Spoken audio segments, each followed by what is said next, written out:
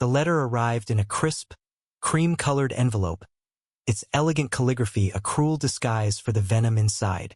We regret to inform you that your presence is no longer required at the wedding of Ethan Caldwell and Sophia Langley.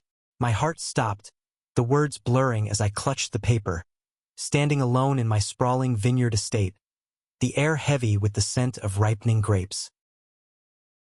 I, Evelyn Caldwell, had raised Ethan alone after his father's death, pouring every ounce of love and sacrifice into his dreams. Now, at 58, I was being erased from his wedding day by his fiancée, a woman I barely knew. Sophia Langley, 29, with her polished smiles and calculated charm, had decided I didn't belong. The vineyard they'd chosen, my vineyard, a $60 million legacy built from decades of toil, was the stage for her triumph. She didn't know I owned it. She didn't know what I was capable of.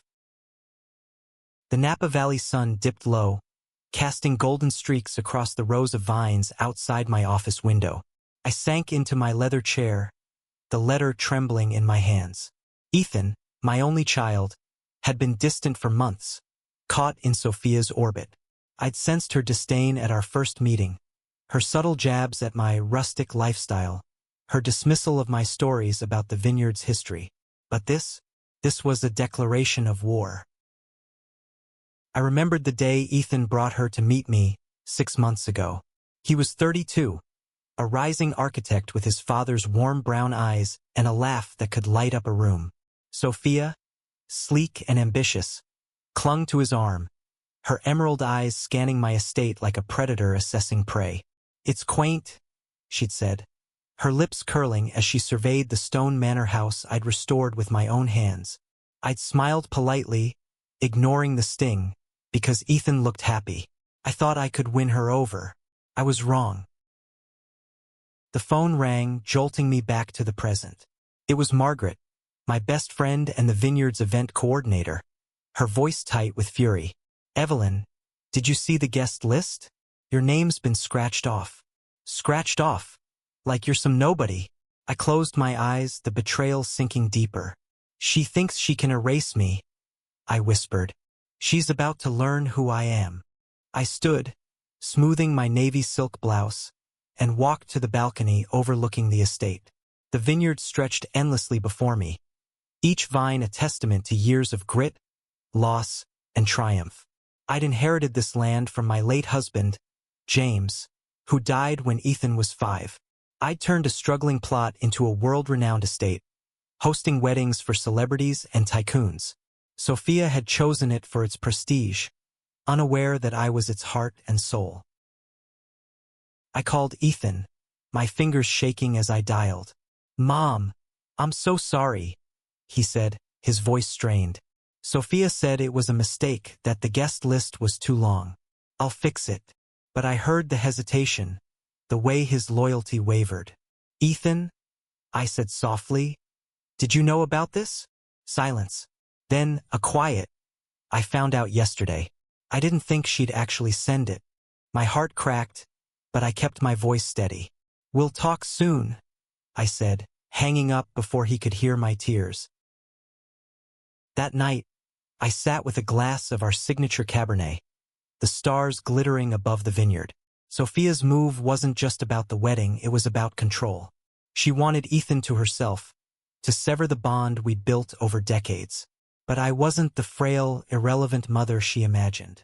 I was Evelyn Caldwell, a woman who'd faced bankruptcy, heartbreak, and doubt, and still built an empire. She'd underestimated me, and that was her first mistake. I opened my laptop and pulled up the wedding contract. Sophia had signed it herself, her looping signature a bold flourish on the page. The venue fee, $150,000 for a weekend, was non-refundable, wired directly to my company. She'd planned every detail. The floral arches, the string quartet, the menu featuring my vineyard's wines. She'd built her dream day on my land, and now she thought she could cast me out. A slow smile spread across my face. She had no idea what was coming.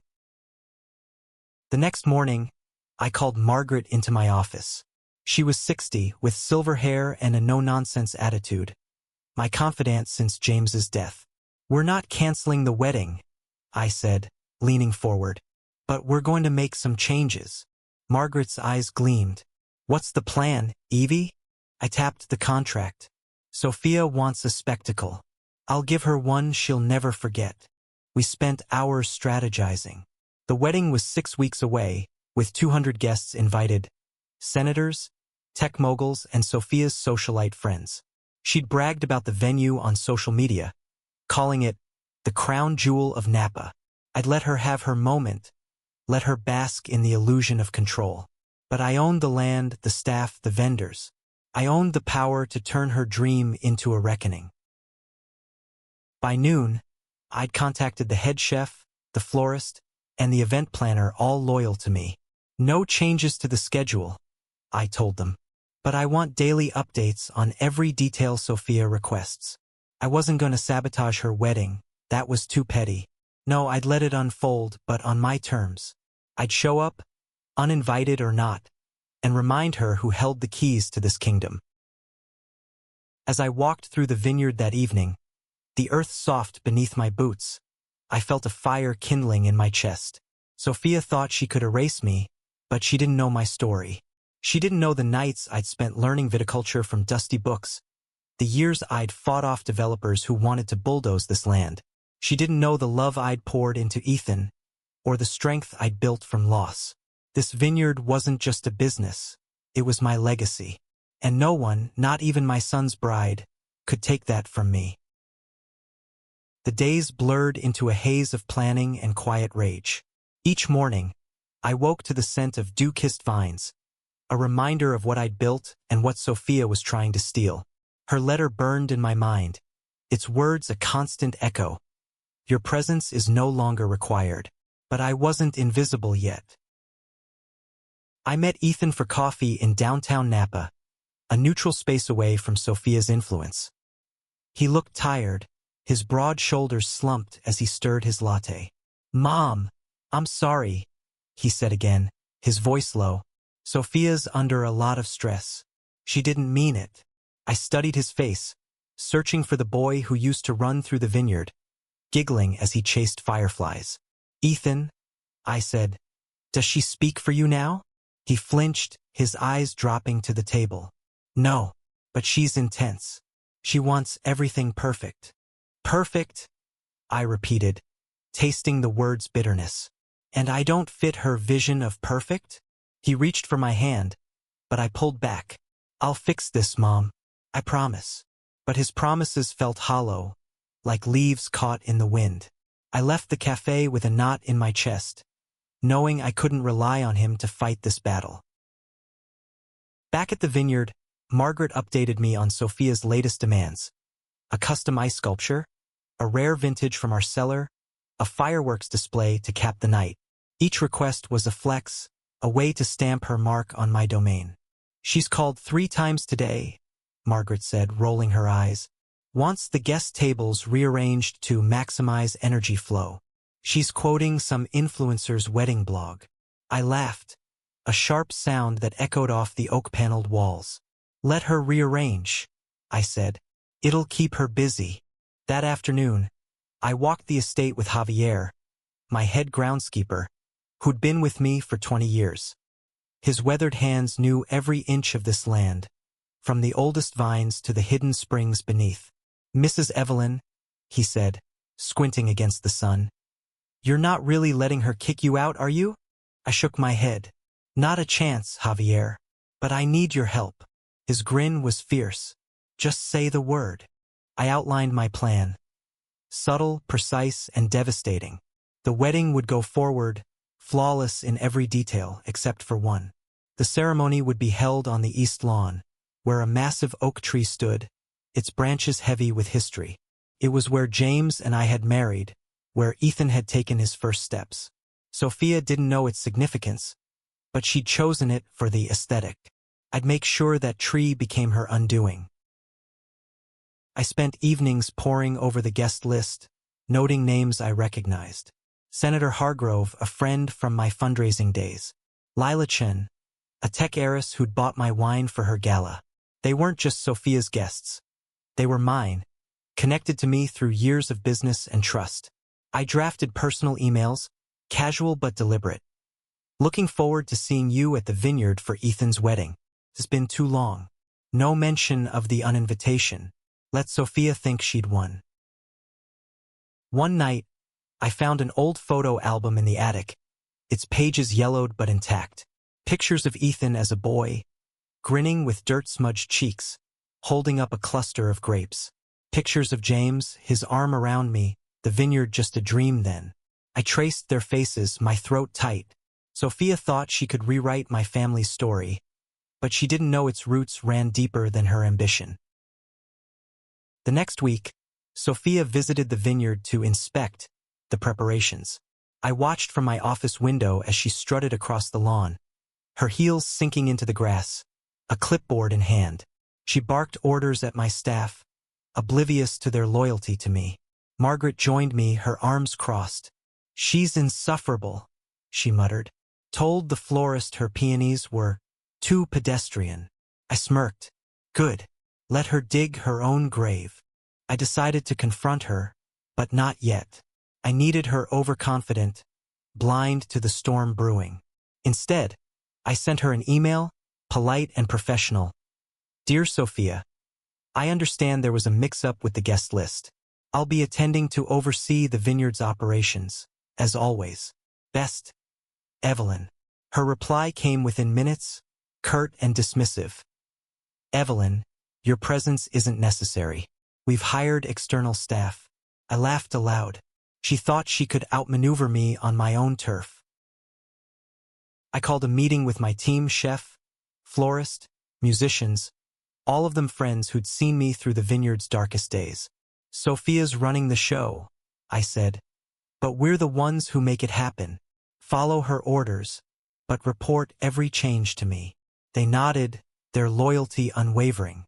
The chef, Maria, leaned forward. She asked for a vegan menu option. I can make it unforgettable. I raised an eyebrow. Nothing too obvious, I said.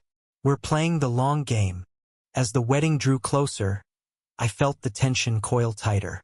Ethan called daily, his apologies growing weaker, his voice strained. Sophia's just stressed, Mom. She'll come around. But I knew better. Sophia wasn't stressed. She was ruthless. She wanted Ethan's future, his loyalty, his name, all to herself. And she thought banishing me was the first step. I stood on the east lawn at dusk, the oak tree's shadow stretching long and dark.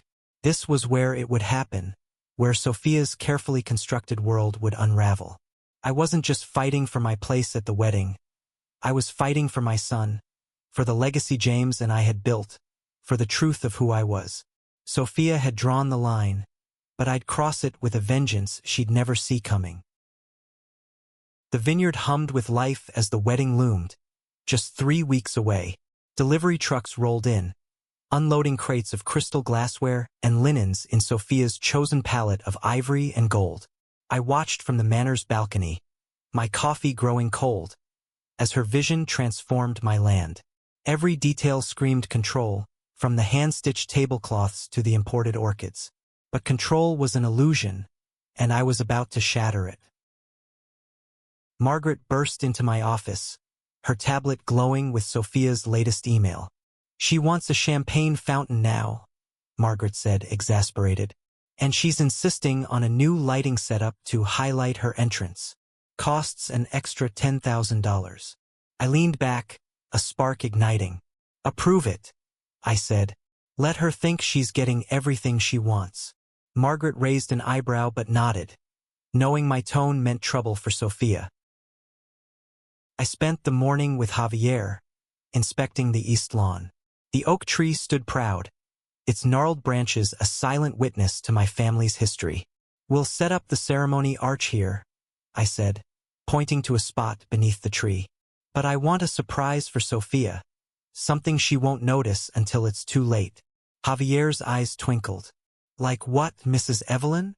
I smiled. A plaque, engraved with the vineyard's history, my history, placed right where she'll stand to say her vows. By afternoon, I'd commissioned a local artisan to craft the plaque.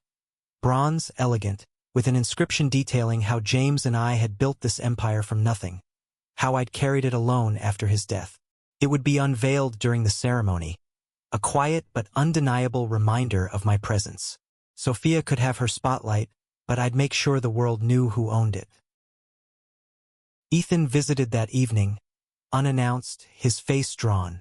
We sat in the Vineyard's tasting room, surrounded by barrels of aging wine.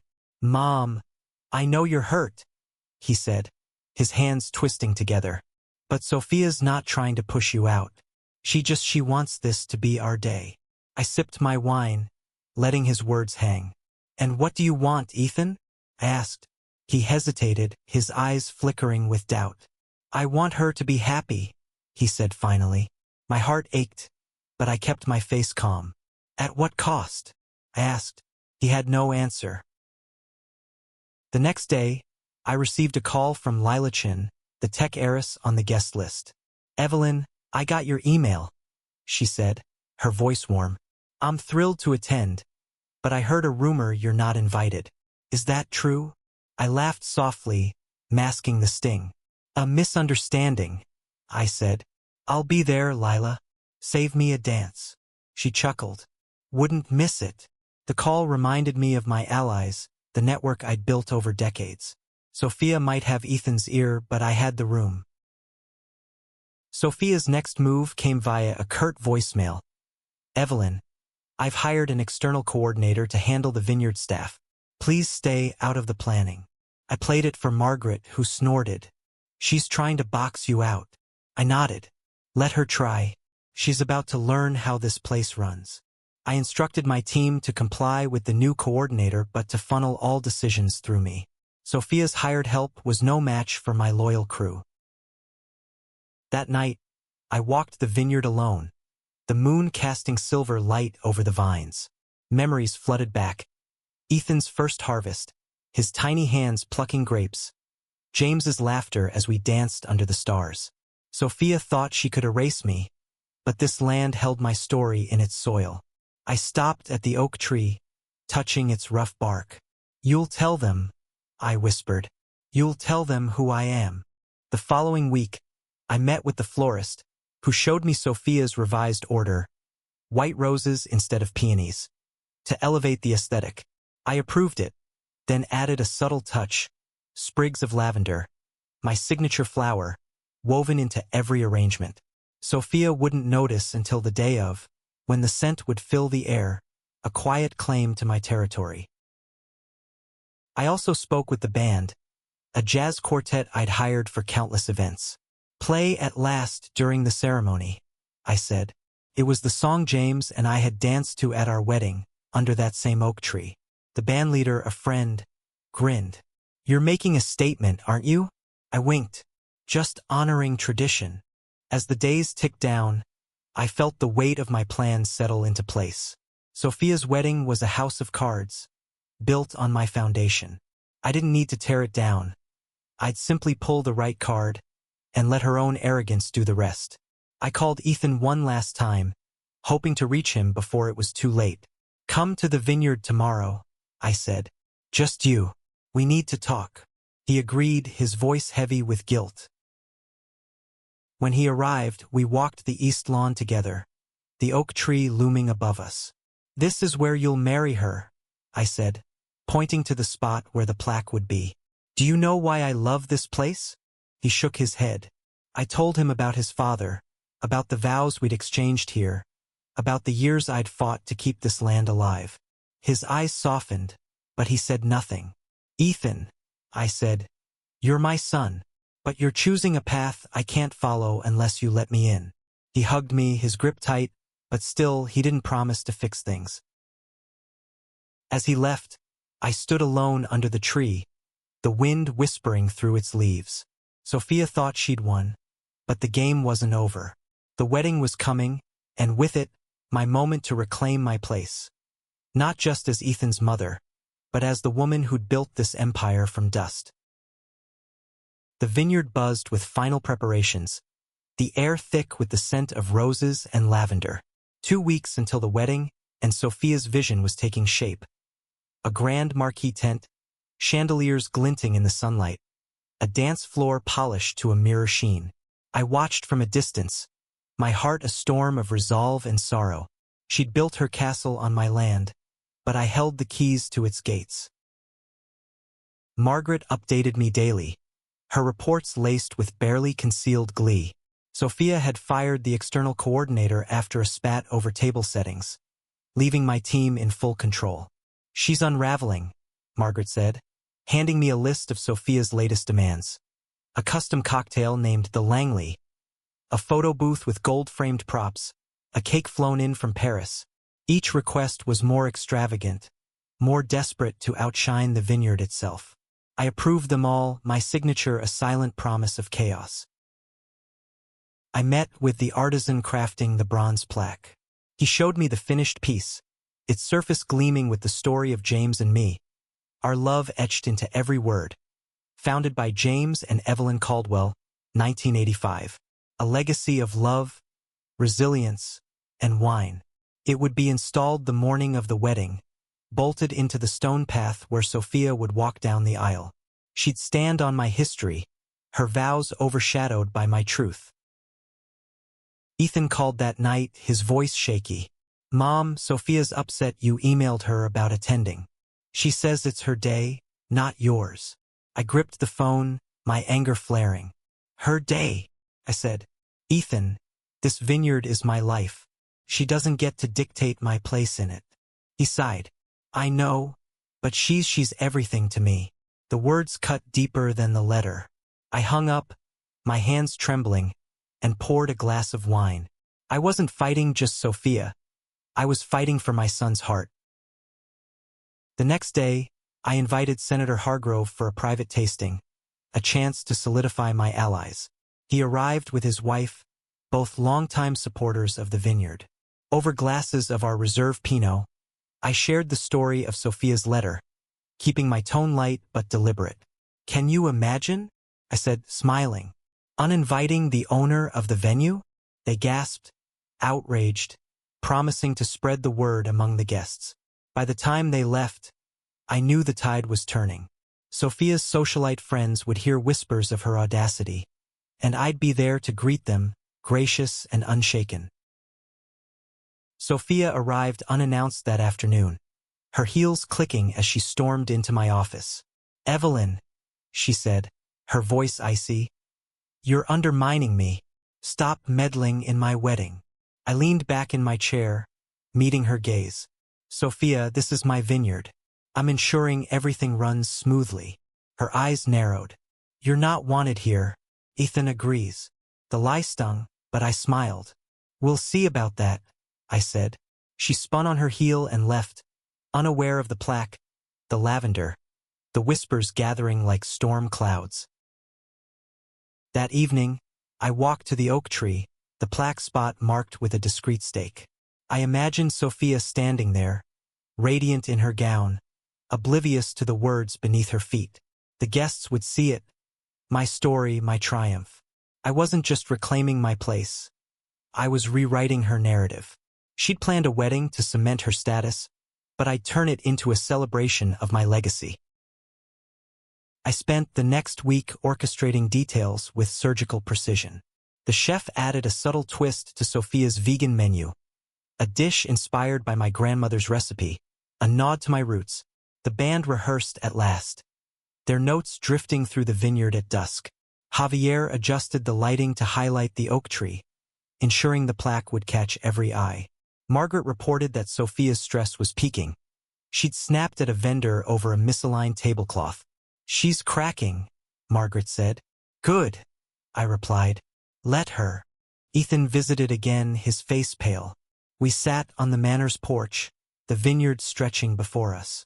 "Mom, I don't know how to fix this," he admitted. "Sophia's obsessed with perfection, and I'm caught in the middle." I touched his arm, my voice soft but firm. "You're not in the middle, Ethan. You're my son. Choose who you stand with." He looked away, his jaw tight. "I love her," he said, "but I love you too." It was the first crack in his loyalty to her, and it gave me hope. The night before the rehearsal dinner, I hosted a small gathering for my closest allies, vendors, friends, a few key guests. We toasted to the vineyard, to James, to the future. To Evelyn, Margaret said, raising her glass. The heart of this place. The room echoed her words, their warmth a shield against Sophia's cold ambition. I went to bed that night with a fire in my chest, ready for the next phase. As I lay awake, the vineyard's quiet hum surrounded me. Sophia thought she'd won by cutting me out, but she'd only sharpened my resolve. The wedding was days away, and every detail was in place. Not for her triumph, but for mine. The oak tree, the plaque, the lavender, the music. They were my weapons, subtle but sharp. Sophia had uninvited me, but I'd show up as the queen of this land, and no one, not even my son's bride, could take that from me. The rehearsal dinner was a glittering affair, held in the vineyard's stone-walled cellar, lit by flickering candles. Sophia, radiant in a cream silk dress, held court among her guests, her laughter sharp and performative. I wasn't invited, of course, but I watched from the shadows of the upper balcony, my presence a ghost she couldn't sense. Ethan stood beside her, his smile strained, his eyes darting as if searching for me. My heart ached, but my resolve was iron. Margaret slipped me updates throughout the evening. Sophia had complained about the lavender scent in the air, calling it overpowering. I smiled. Good. Let it haunt her. The chef reported that her vegan dish, laced with my grandmother's herbs, had been a hit, though Sophia barely touched it. She's too busy posing for photos, Maria whispered. I nodded, my plan unfolding like a vine climbing toward sunlight. The next morning, the vineyard woke to chaos. A delivery truck had accidentally delayed the cake's arrival, and Sophia was on the phone, her voice shrill as she berated the bakery. I overheard her from my office, her words dripping with entitlement. Do you know how much I'm paying for this? I sipped my coffee, unfazed. The cake would arrive late, but intact, just enough to rattle her. I met Javier at dawn to oversee the plaque's installation. He and his team worked swiftly, embedding the bronze slab into the stone path beneath the oak tree. The inscription gleamed in the morning light, a quiet monument to my legacy. Perfect, I said, tracing the words with my finger. Javier grinned. She won't know what hit her. I nodded. She doesn't need to. The guests will. By noon, the east lawn was a flurry of activity. Workers strung fairy lights through the oak's branches, their glow designed to frame the plaque. The florist wove lavender into every bouquet, every arch. It sent a subtle rebellion. The band rehearsed at last, the melody drifting across the vineyard, a knife's edge of nostalgia and defiance. Sophia arrived to inspect the setup, oblivious to the layers of my influence. She adjusted a chair, barked at a waiter, then left, her heels clicking like a countdown. That afternoon, I dressed carefully. A navy dress, elegant but understated, with a single pearl necklace James had given me. I wasn't here to outshine Sophia. I was here to reclaim my place. Margaret joined me, her eyes gleaming. You look like a queen, she said. I smiled. I am one. We reviewed the guest list one last time, ensuring my allies were seated prominently. Senator Hargrove had spread the word, and whispers of Sophia's letter were circulating. She'd framed it as a miscommunication, but the damage was done. Ethan called as I was leaving for the rehearsal. Mom, please don't make a scene, he begged. Sophia's already on edge. I softened my voice, but my words were steel. I'm not here to ruin your day, Ethan. I'm here to be your mother. He was silent, then whispered, I'm glad you're coming. It was enough for now. The rehearsal ended without me, but I didn't care. I spent the evening with my team, finalizing every detail. The chef added a special wine pairing, my first vintage, a 1995 Merlot, to be served during the toasts. The florist tucked lavender into Sophia's bouquet, a final touch she discovered too late. The band practiced the transition to At Last, their notes a promise of my presence. Everything was ready. That night, I stood on the balcony, the vineyard stretching dark and endless below. The stars were bright, the air cool against my skin. I thought of James, of the promises we'd made under the oak tree, of the boy Ethan had been. Sophia thought she could erase me, but she didn't understand the roots of this place, or the strength of a mother's love. I wasn't just fighting for a seat at the wedding. I was fighting for my family, my legacy, my truth. The morning of the wedding dawned golden, the vineyard alive with anticipation.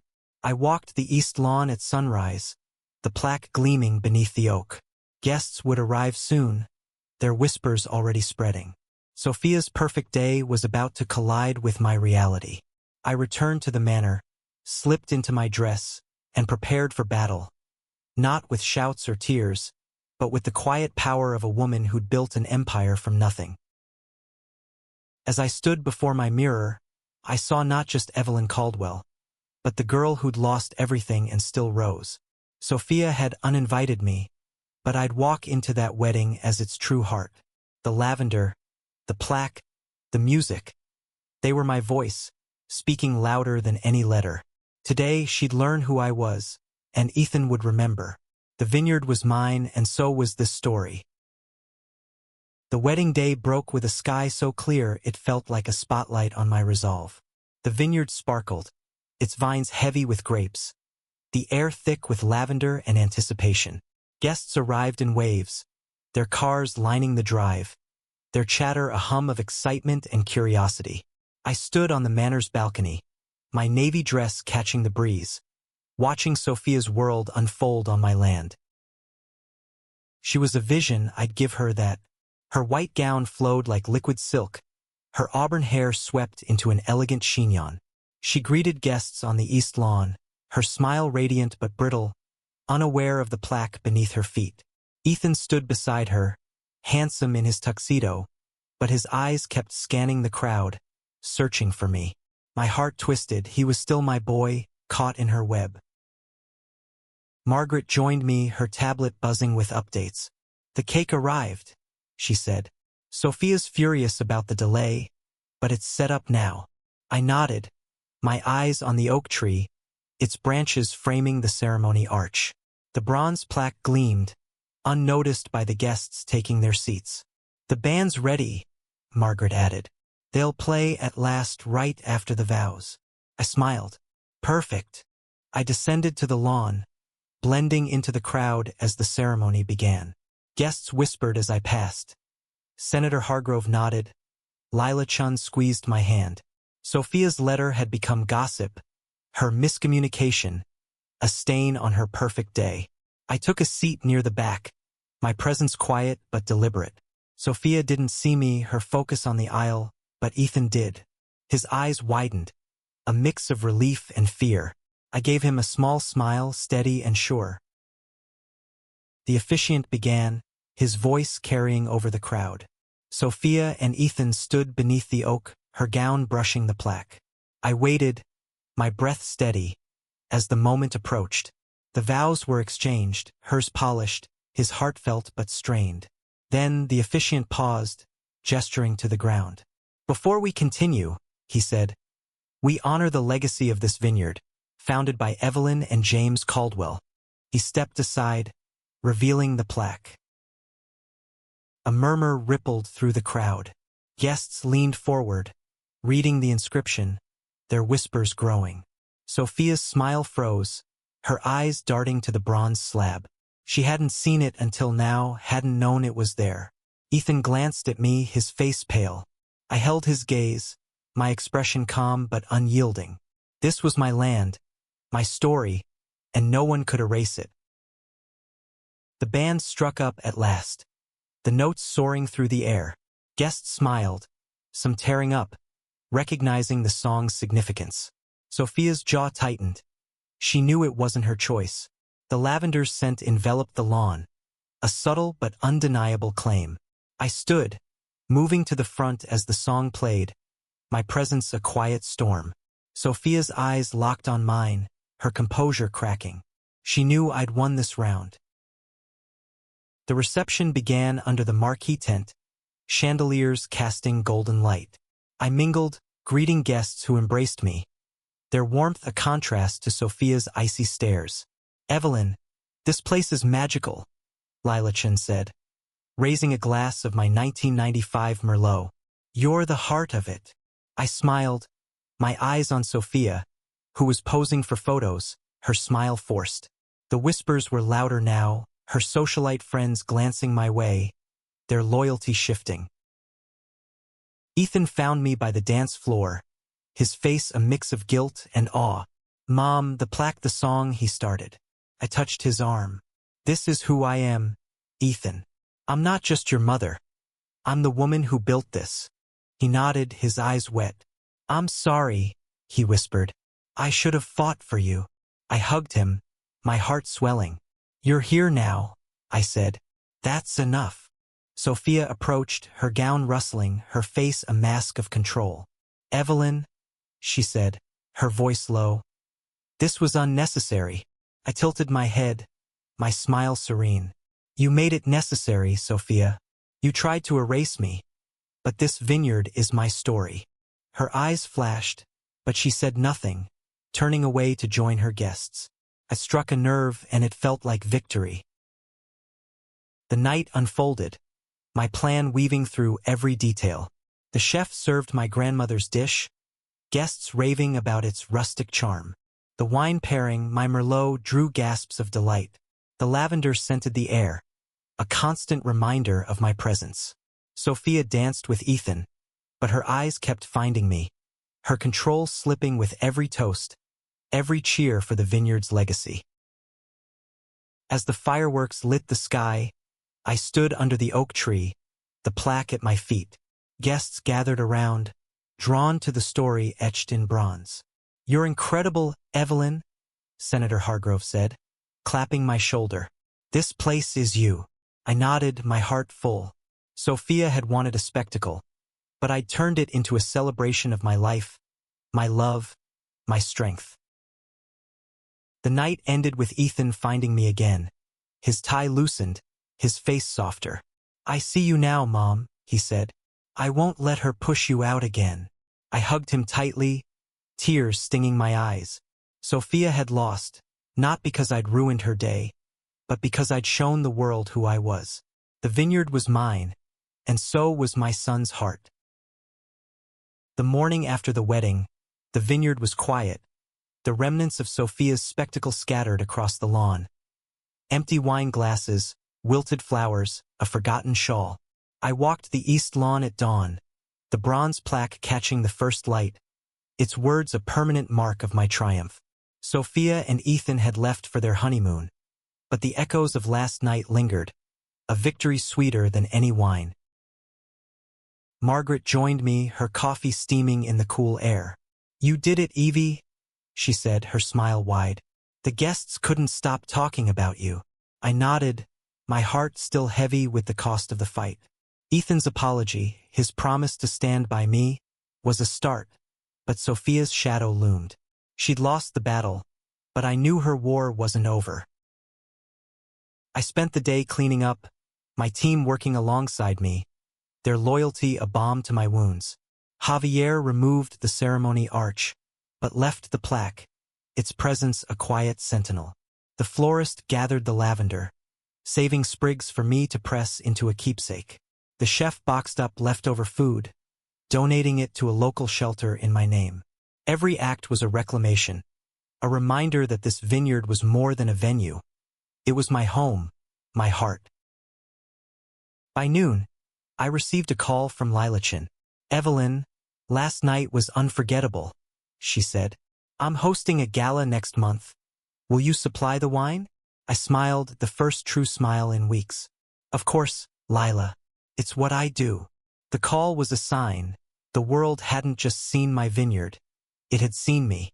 Sophia's attempt to erase me had backfired, elevating my name among the elite. That afternoon, I found a letter slipped under my office door, Ethan's handwriting on the envelope. "Mom," it read, "I'm sorry for everything. I let Sophia's ambition blind me, but last night opened my eyes. You're the strongest person I know, and I'll spend my life making this right. I love you. Tears fell as I read it, my heart swelling with hope. Ethan wasn't lost to me. Not yet. I called him, catching him at the airport.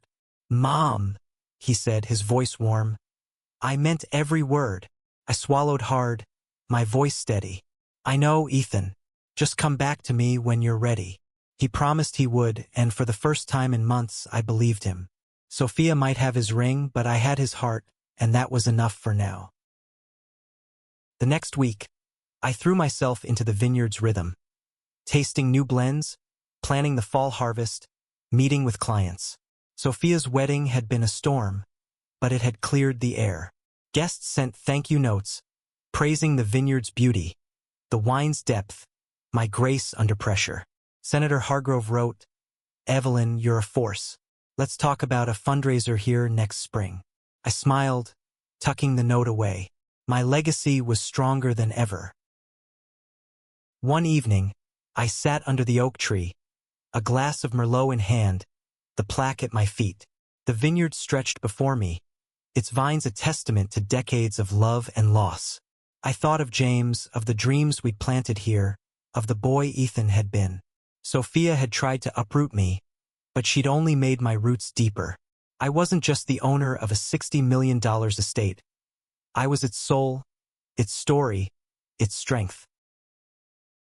A month later, Ethan visited alone, his face lighter, his smile genuine.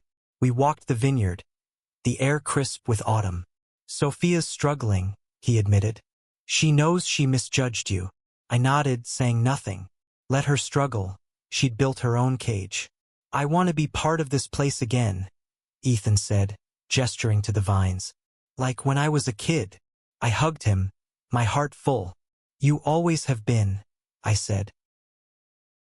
As we stood under the oak, the plaque gleaming, I felt James's presence, his love woven into this land. Sophia had uninvited me, but I'd walked into her wedding and claimed my place. Not with anger, but with truth. The vineyard was my empire, built from sacrifice and grit, and no one could take it from me. Ethan took my hand, his grip firm. "I'm proud of you, Mom," he said. I smiled, the weight of the fight lifting. "I'm proud of us," I replied. The sun set, painting the vines gold, and I knew this was my victory. Not just over Sophia, but over doubt, over loss, over time. The vineyard was mine, Ethan was mine, and the future was ours to shape. Sophia could keep her gown, her photos, her fleeting triumph. I had something greater, a legacy that would outlast us all, rooted in love, sealed in bronze, and blooming under the Napa sky.